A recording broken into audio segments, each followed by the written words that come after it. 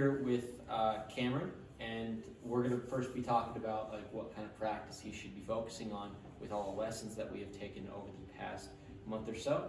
One of the big things that I would like for you to focus on as far as like practice is concerned is that repetition is key.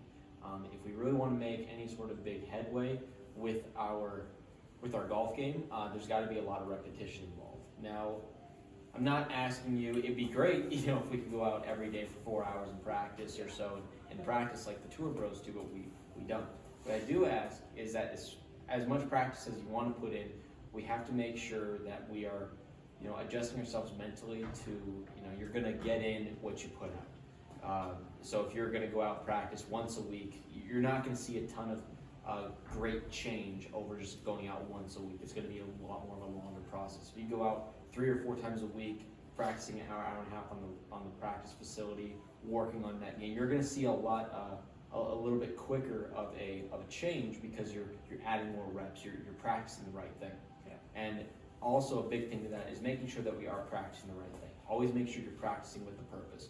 Going out and just swinging the golf club and just hitting balls for the sake of hitting golf balls is not going to get you anywhere. The only way that you're going to be able to see that true progress in those practice hours and utilizing those hours is making sure that when you go into practice that you go in with a goal and you have the right game plan to how you're actually going to work on your game. That way every shot, every rep that you take is actually worth something and you're not just throwing time away. Because I see a lot of players go out and do that and they say, I'm not really getting better. I'm like, well, you're not really working on anything. You're just swinging, and that's not always going to give you the fastest results.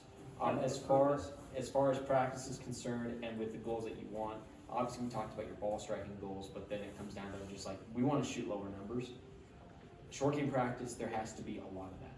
So we have to make sure that, I like it to where, it's short game is a fun practice, but it's got to be somewhat of a 60-40. We got to have 40% ball striking, 60% short game with where we're at right now with our game, with what your goals are.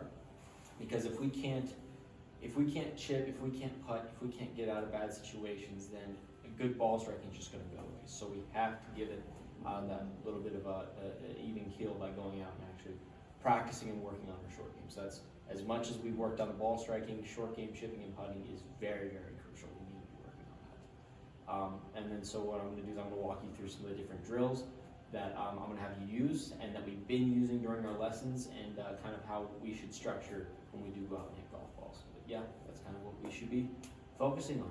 Cool. Yeah, great. Thank you. Thank you.